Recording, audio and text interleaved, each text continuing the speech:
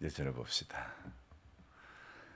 정기 구독하시는 분들에게 계란을 보내드렸습니다. 20알씩 2층으로 이렇게 40알이 들어가는 박스를 2개를 테이핑해서 보냈는데 한 박스에 한 팩씩 2팩이 깨졌답니다. 택배를 안전하게 보내기 위해 에어캡을 씌워서 일정한 압력으로 충진을 해서 보내지만은 깨지는 경우가 생깁니다. 혼자만 추측할 뿐입니다. 이건 분명히 택배 가정에서 던지거나 아니면 하부 적재를 해서 이렇게 파손이 되었을 것이다. 이렇게 추측해 봅니다. 보내는 우체국에서는 제가 보내는 계란을 무조건 상부에 적재를 해주지만은 물류 터미널에서와 또 분류되어서 이동하는 대형차에서는 제 것만 상부에 적재해 줄 수는 없는 일입니다.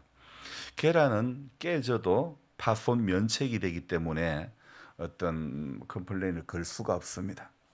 그래서 저는 한 번도 우체국에 이번에 깨졌다, 손해봤다 이런 이야기를 해본 적도 없고 보상해달라고 말할 수도 없습니다. 왜요? 파손 면책이라는 조항이 있기 때문입니다. 파손이 되어도 책임이 없다는 조건에 사인을 해야 보내주는 거죠. 택배만 그렇습니까? 병원에서도 수술하기 전에 직전에 뭐 합니까? 수술 동의서라는 걸 적습니다. 그래서 이 동의서를 적으면 수술하다가 만일에 어떤 불상사가 일어나도 우리 병원은 책임이 없다, 이런 이야기죠. 그렇게 해서 사인을 받고 하기 때문에 불상사가 일어나도 환자의 가족은 아무런 이의를 제기할 수가 없는 겁니다. 택배나 수술이나 깨지기 쉬운 것, 위험한 수술은 면책을 해준다는 조건이 붙어야만 가능하다는 거죠. 계란이 깨졌기에 다시 보내드리겠다고 말씀드렸더니 단기 선교를 가기 때문에 집에 없다고 안 보내도 된다고 그렇게 말씀하십니다. 미안한 마음이 거지없습니다. 일부러 판매해 주시려고 하는데 간혹 이런 일들이 발생하면 정말 난감합니다. 단 한 가지 조항 때문에 어디 항의를 할 데가 없습니다. 깨지기 쉬운 물품을 택배 보낼 때는 그만큼 신중해집니다. 제가 용인에서 일을 할 때에 큰 텔레비전을 종종 이렇게 택배를 보내는 일이 있는데 주로 42인치와 49인치 텔레비전을 보냅니다. 42인치는 처음에는 파손 면책이 아니었고 49인치만 파손 면책이었습니다. 그래서 42인치는 보내는 과정에 몇 번 깨져서 보상을 받았는데 안타까운 것은 49인치 텔레비전은 무조건 깨져도 책임이 없는 파손 면책에 동의를 해줘야만 택배 발송이 가능하였기 때문에 안 깨지기를 바라는 그 마음밖에 없는 겁니다. 그러나 안타깝게도 한 번씩 패널이 와장창 깨져서 발송된 것이 나옵니다. 계란이 아주 작은 금액이지만은 텔레비전은 금액이 후들들합니다. 매입 원가만 해도 50만 원이 넘습니다. 온 뼈가 다 아픕니다. 10만 원 벌려고 하다가 50만 원 손해볼 때 얼마나 속이 쓰린지 모릅니다. 저는 손해본 X의 마음이 아픈 거죠. 자비의 집 또는 은혜의 집이라고 불리우는 베데스다 연못가에는 각종 병에 걸린 사람들이 모여 있음을 우리는 그동안 며칠간 계속 보면서 알 수 있습니다. 자, 다른 사람들이야 명절을 맞이해서 성전에 들어가는데 그들은 성전을 바로 코앞에 두고도 그 성전에 들어가지 못하고 연못에서 병이 낫기를 희망하고 있을 뿐입니다. 자, 이 연못에도 병이 낫기를 기다리는데 그냥 여기 이 연못에서 병이 낫는 조건이 있죠. 물이 움직일 때에 1등으로 들어가는 사람만 병이 낫는다는 것입니다. 사람이 많아 들어갈 수도 없고 들어가더라도 내가 1등 한다는 보장이 지금 없는 거 아닙니까? 저는 고가의 텔레비전을 택배 보내면서 깨져서 손해본 금액에 마음 아팠고 오늘 이 자비의 집에 모여든 각종 병자는 어쩌면 1등만 바라보며 마음 아파하는 사람이 아닐까 싶습니다. 내가 낫고자 하느냐라는 질문에 물에 넣어줄 사람이 없다고 이 사람은 말을 했다 그랬죠. 자, 저는 왜 그동안 지금 오늘 5번째인데 수요일까지 포함하면 5번째인데 낫고자 하느냐 그러면 네 그렇습니다. 정말 낫고 싶습니다. 이 말 한마디만 하면 되는데 나를 물에 넣어줄 사람이 없다. 나를 물에 넣어줄 사람이 없다. 왜 이렇게 말했을까? 오늘 5번째 이제 오늘 새벽에 묵상해 보니 그 답변한 이유를 그렇게 답변한 이유가 이제 깨달아지는 겁니다. 지금 이 사람은 1등이 되지 못한 마음이 자신이 병든 것보다 더 서러울지도 모릅니다. 그래서 주님의 질문에 선뜻 예라고 대답하지 못하고 나를 못에 넣어줄 사람이 없다. 내가 가는 동안에 다른 사람이 먼저 간다. 서러움에 북받친 그런 말을 지금 하고 있는 것입니다. 자비의 집 앞에 나는 와 있는데 왜 내게는 자비가 없을까? 왜 하나님은 내게는 자비를 베풀지 아니하실까? 지금 현실은 돌덩이처럼 무겁고 희망은 정말 실닭 같습니다. 그런데도 포기할 수 없습니다. 그렇게 지내온 세월이 바로 38년입니다. 소망이라는 꿈을 가지고 어려워도 살아내다가 노력하다가 지금 오르지 못할 현실에 탁 부딪히면서 1등이 되지 못하는 그 현실에 부딪히면서 또 비참해집니다. 오늘 이 본문의 38년 된 병자의 속마음이 성경에는 나와 있지 않지만은 그러나 저는 이런 생각이 듭니다. 자기 앞에 수많은 1등들이 고침을 받으면서 이런 생각이 들지 않았을까? 왜 내가 여기 있어야 하는가? 평화의 도시에 평화가 없고 자비의 도시에 자비의 집에 자비가 없는 38년을 베데스다 연못가에 병 낫기만을 기다려온 이 사람에게 지금 평안이 없습니다. 어쩌면 우리가 신앙생활을 오래 해도 마음에 평화가 없다는 것은 말씀 안에 있는 주님 안에 있는 감사 논리로 우리가 살지 못하고 1등 논리로 비교 논리로 살기 때문인 것, 그 이유는 아닐까요? 가까운 교회에 장로 선출에서 떨어진 분이 있습니다. 근데 이분은 그 교회를 떠나 멀리 영주에 있는 교회까지 다닌다고 합니다. 거기서는 만족이 있을지는 모르겠지만 사람들은 관계 속에서 일어나는 문제는 이렇게라도 풀고 싶은 모양인 것 같습니다. 그래서 오늘 새벽에 또 제가 여기 나오기 전에 작년 1년 전에 영상을 올렸던 것이 갑자기 틀어졌습니다. 제가 의도한 것은 아닌데 거기에 보니까 사단이 하는 말은 그 설교를 잠깐 들으면서 사단이 하는 말은 하나님 이거 먹으면 하나님처럼 눈이 밝아진다. 사단이 하는 말은 바로 비교 논리라는 것입니다. 저는 오늘 이 신앙생활 하면서도 또 이렇게 병고침을 받으려고 이 자비의 집에 왔지만은 매번 1등 하지 못했던 이 사람의 마음, 38년 된 이 병자의 마음, 이 사람이 오랜 병 끝에 안에 오랜 그 질병의 시간 속에 자기 안에 남아있는 것은 비교 논리. 1등이 되지 못해서 나는 아직도 이렇게 되고 있구나. 내가 물에 들어가고자 하지만 나를 물에 넣어줄 사람이 없기 때문에 다른 사람이 먼저 가기 때문에 항상 여기에 붙들려서 이 사람은 헤어나오지 못하고 있었던 거죠. 그래서 저는 오늘 제가 의도한 것은 아닌데 1년 전에 이 영상 왜 이것이 또 제게 틀어졌을까? 생각지도 않은 영상이 틀어진 거예요. 거기에 바로 비교라는 내용이 나오던 거예요. 사실 범사에 감사라고 데살로니가전서 5장 18절에 말씀이 기록되어 있는데 이 말씀이 내 말씀이 되는 것도 바로 감사 논리, 순종의 논리에 붙들릴 때 가능한 거 아닙니까? 38년 된 이 병자는 주여 물이 움직일 때에 나를 못에 넣어주는 사람이 없어 내가 가는 동안에 다른 사람이 먼저 간다. 그렇게 대답합니다. 병자는 고쳐달라 하지 않고 구구절절 하소연을 하며 신세를 한탄하죠. 우리는 기도해도 때로는 기도할수록 또 기도해도 우울해지는지 왜 기도할수록 지치는지 또 이유를 찾아야 되겠죠. 우리는 기도할 때 주님이 내게 물으실 때 분명한 대답할 것이 있어야 되는 것입니다. 주님은 오늘 우리 인생 가운데 정직한 대답을 듣기를 원하십니다. 요한복음의 시작에 또 그 사가랴의 그가 그렇게 원했던 그 아들에 대했던 자식에 대했던 그런 마음들. 그래서 천사를 만나가지고 천사가 사가랴를 만나서 그토록 원했던 아들을 주겠다고 했을 때에 사가랴는 믿지 않았습니다.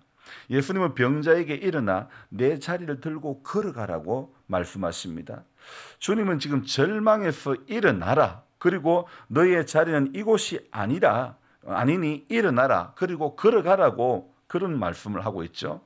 우리는 좌절과 절망의 자리에서 일어나 하나님의 부르심을 향해서 끊임없이 걸어가야 되는 것입니다. 우리의 과거의 그림자에서 우리가 그 과거의 그림자에서 벗어나지 못해 자비를 바라면서도 얻지 못하고 소망을 하면서도 소망을 포기하는 삶을 살아가면 안 되는 것입니다. 자기 어떤 연민에서 저와 여러분들이 일어나야 됩니다. 절망의 자리를 우리는 드러내고 계속 전진해야 되는 것입니다. 그래서 터널에 들어왔으면 터널 끝을 향해서 계속 가야 되는 것입니다. 주저앉지 않고 계속 가야 되는 것입니다. 반드시 찬란한 빛이 쏟아지는 그 자리까지 가야 되는 것입니다. 주님이 오늘 이 38년 된 자를 이렇게 일어나 네 자리를 들고 걸어가라 이렇게 말씀하시죠. 말씀하시는 그것이 바로 치료였죠. 그리고 바로 9절에 그 사람이 곧 나아서 자리를 들고 걸어가니라. 그런데요, 오늘 이 9절의 끝에 한마디를 우리는 한 구절을 집중해서 봐야 될 필요성이 있는 것 같습니다. 이날은 안식일이니. 자, 여러분 38년 된 병자가 자리를 들고 걸어가니까 지금 이 경사스러운 날에 이날은 안식일이니.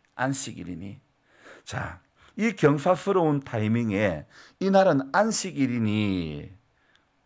그리고 10절에 뭐라고요? 유대인들이 병 나은 사람에게 이르되 안식일인데 내가 자리를 들고 가는 것이 옳지 아니하니라. 자, 9절에 바로 병자의 걸어감을 태클을 걸고 있는 것입니다. 안식일 날 얼마 이상의 걸음을 걸으면 안식일을 범하는 것이기 때문에 이런 말을 지금 하는 것입니다. 여러분 38년이나 이렇게 병에 걸려서 누워 있었던 사람, 이 사람이 금방 고침을 받고 걸어가 봐야 얼마를 걸어가겠습니까? 유대인들이 태클을 걸려면 어쩌면 저는 8절에 주님께서 안식일 날 내 자리를 들고 걸어가라고 하시며 병을 고쳐주신 주님에게 태클을 걸어야 하는 것이 아닐까 이런 생각을 해보았습니다. 38년 된 병자로 있었던 사람이 고침을 받는 그 순간에도 유대인들의 마음에는 어떤 마음요? 병의 고침보다 안식일, 바로 종교의식이 더 중요했던 것이죠. 자, 저는 오늘 그래서 생각을 해보았습니다. 우리 주님은 사람을 고쳐주시고, 그러니까 주님은 안식일의 주인이 누구냐 그렇게 말씀하신 본문도 성경 구절도 있듯이 주님은 사람을 고쳐주시는 데 목적이 있습니다. 주님은 파손 면책이 아니라 주님은 무한 책임이라는 겁니다. 고장난 것도 고쳐주시고 부러진 것도 부서진 것도 붙여주시는 분, 고치시고 싸매주시는 분입니다. 유대인들의 논리, 바로 이런 1등 논리에 붙들리면 우리 역시 유대인의 범주를 벗어날 수가 없다는 것입니다. 이제 저와 여러분들이 우리의 베데스다를 떠나야 되는 것입니다. 안식일이라는 1등이라는 넘지 못할 그 경계선을 넘어서야 된다는 것입니다. 진정한 소망은 연못에 있는 것이 아니라 진정한 소망은 주님에게 있는 것입니다. 내 인생의 진정한 베데스다는 여기에 있는 요한복음 5장에 있는 이 연못이 아니라 주님만이 내 인생의 베데스다라는 것입니다. 주님만이 자비의 집이 되는 것인 줄로 믿습니다. 지금껏 내가 바라보고 내가 만들어 온 나의 베데스다를 우리는 떠나야 되는 것입니다. 그래서 저와 여러분들 오늘도 기도하기 위해서 모였는데, 기도는 나를 둘러싼 예수 아닌 다른 껍데기를 벗어버리는 겁니다. 그래서 오늘도 기도할 때에 예수 아닌 껍데기를 자꾸 벗어내는 겁니다. 예수 아닌 것. 제가 설교를 마치고 나면 더우니까 옷을 항상 벗는데요. 옷을 벗고 이렇게 다음 진행을 하는데요. 그래요. 예수하는 것은 벗고 시작이 돼요. 기도하는 것은 예수하는 것을 벗어내는 작업이라는 겁니다. 그래서 내가 만들어 온, 내가 생각했던 어떤 내가 원하는 베데스다가 아니라 주님만이 나의 베데스다가 되고 주님만이 나의 자비의 집이 된다는 것. 그래서 유대인처럼 안식일인데, 병난 사람에게 안식일인데 네 자리를 들고 걸어가는 것이 옳지 않다.